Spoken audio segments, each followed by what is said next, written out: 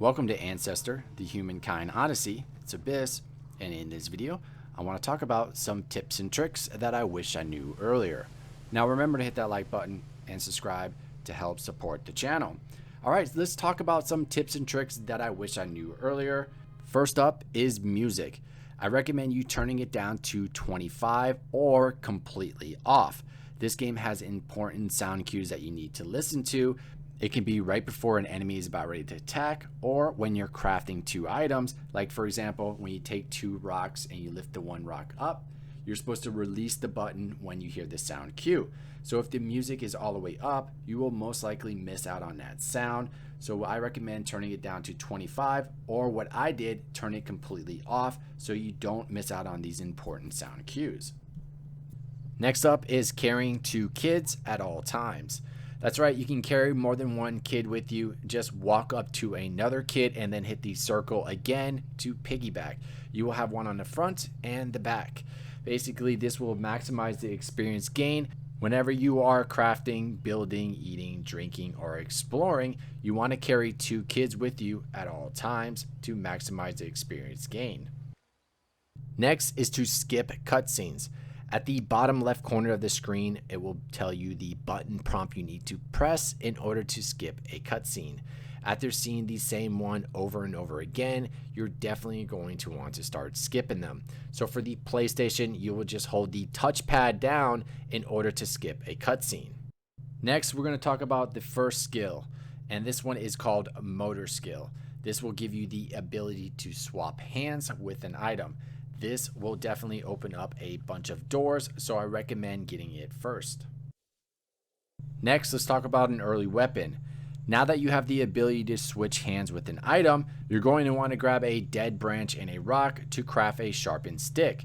Now, if you remember in the beginning of the video, I told you to turn the music down or off. This is when it's going to be useful when crafting. When you lift the rock up, it'll make a sound cue when to release the button. So by having the music down or off, you will be able to hear that sound cue with no problem at all. So once you craft a sharpened stick, you'll be able to go fishing with it, you'll be able to lift rocks, and you can also use it as defense against certain enemies.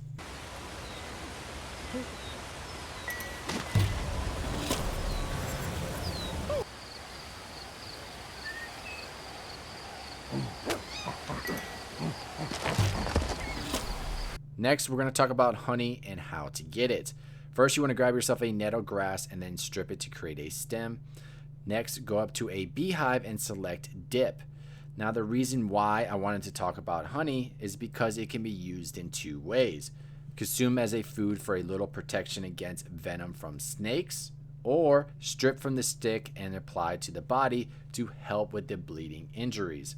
So when you're out exploring, if you get poison or if you get a bleeding injury, if you find some honey, that'll definitely help you out with those too.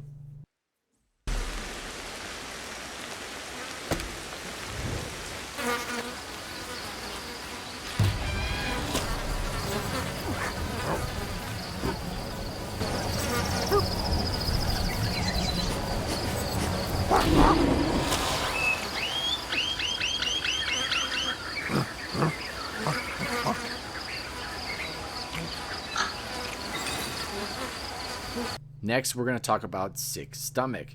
Now in this game, it's trial and error with everything that you eat, but you definitely want to eat everything that you run into simply because you will build a tolerance for new foods, but you will eventually get food poisoning. Now you'll notice it will come up an icon that is a green stomach. In order to get rid of it, you can either do two things: sleep it off or just continuously drink water. I find it easier to just drink water, but there's two different ways. Sleep or water will get rid of your food poisoning, and that icon will basically go away. But you do want to eat everything so that you can build up a new tolerance for new foods. Next, we're going to talk about the clan minimap, which is the circle at the bottom right corner of the screen. If you notice, towards the northeast is your elders. I just talked to one right now and told him to follow me, and you'll see a line drawn from the elders circle towards the middle. That's how you know which one I am talking to. Now the three white circles towards the west or left are the adults. I'm going to talk to one in just a second here, and you'll see a line drawn from that one. And that's how you know when they're following you, when it's connected. Now at the bottom south, where all those gold circles are, those are your children's.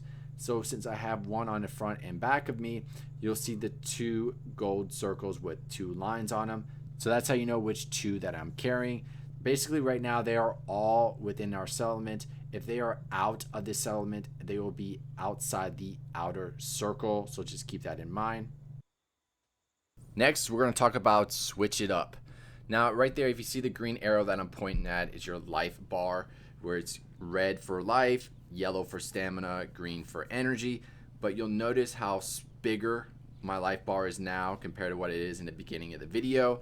Eventually your primate is going to take a ton of damage, and that life circle will eventually start to shrink, and you'll see like a light gray around it. So you want to switch it up every so often. It's very easy to do. You'll just go up to another primate, hit analyze, then hit X to switch. Do this every so often. Don't get too attached to the same character. Just switch it up every so often. Next up, we're going to talk about stand up. Now for this, you're eventually going to want to walk on your own 2 feet.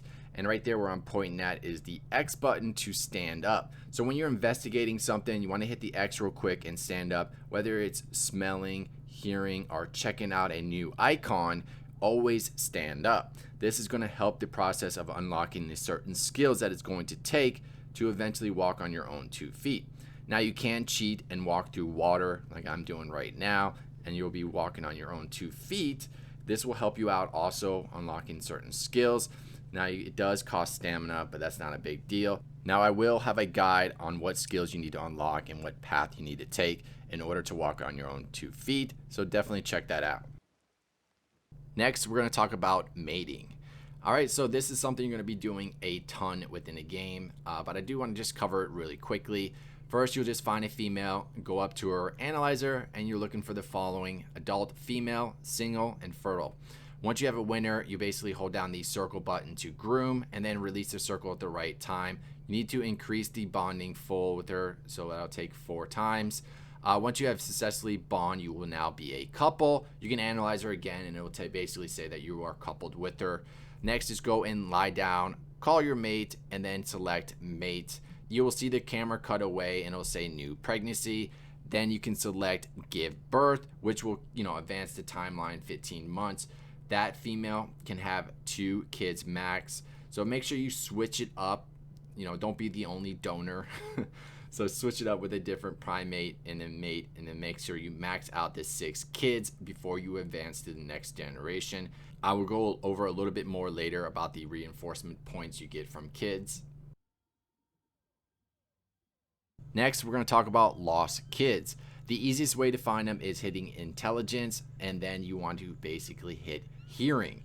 You'll notice some gold circles will start to expand out. That's basically them and their hiding spot that you picked. So that's the easiest and fastest way to locate them.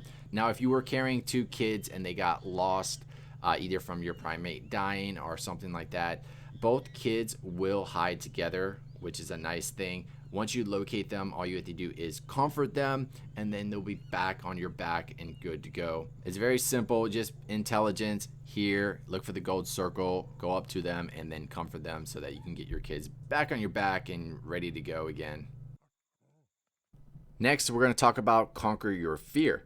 So there's 2 things you can do once you get in this area. You can either conquer your fear to expand your clan's home range, or you can fast travel. So let's briefly go over exactly what this is. When you get beyond your settlement range, you'll basically have to expand your area. So when you're in this area that I am right now, you'll notice a white circle with a blue outline. That is basically your home range. If you want to just not do this, you would just head back to that white circle with the blue outline, which I'm showing right there. Or if you want to expand your home range, you would head to the white circle, which is that one right there, and then you would have to conquer your fear. But there's 2 things that you can do. So I'll show you the first one, which is to conquer your fear and expand your clan's home range. Next, you can just do nothing. So instead of conquering your fear, just don't do anything at all, and eventually your character will get a nice little quick fast traveling point back to your settlement. Kind of a little cheap trick that you can do, but I wouldn't do this too much because I don't know if it has any kind of bad effects later on down the road. But if you're very far away and you don't want to make that travel back to your settlement, just don't conquer your fear and use that as a fast traveling. Next, let's talk about meteorites. When you discover a certain landmark, you may get a cutscene showing you a meteorite. The first one you can get is above your settlement when you discover the landmark called the Hidden Waterfall Oasis. If you act fast, you can locate the meteorite quickly by following the black smoke. The black smoke will eventually go away. For every kid that discovers it will gain 1 extra reinforcement point. The trick is to have 3 adults with each one piggybacking 2 kids, then have the 2 adults follow you. This will give you a total of 6 reinforcement points when you discover that meteorite. Keep in mind, if you want the 6 extra points, then all 6 kids need to be there when you first discover it. So in other words, you can't just take 2 kids to it, go back to your settlement, and then go bring 2 more kids to it. No, they all have to be there at the same time when you first discover it. Next, we're going to talk about reinforcement points. All right, so for every kid that you have, which 6 is the max number, you can get 6 reinforcement points before you go on to the next generation. They are basically used to lock in knowledge for the next generation. Anything that is not locked in, you will have to relearn again. Not a big deal. It'll only take a little bit to do that. But you can get up to 12, like I was talking earlier about the meteorites, by having each kid visit it. So you can easily have 6 reinforcement points by having the max number of kids. So just pick the skills that you want to lock in and don't feel like relearning again before you move on to the next generation. All right, there you have it. Those are the tips and tricks that I wish I knew earlier. If there's anything that I missed and you would like to add, then please leave them in the comments down below. If you run into any kind of problems or if you have any questions, then please leave a new comment. I have a tablet so I can easily reply back to you as quick as possible, or someone within the community can answer your question. But other than that, I hope y'all enjoyed the video. Don't forget to like and subscribe to support the channel, and I will see you next time.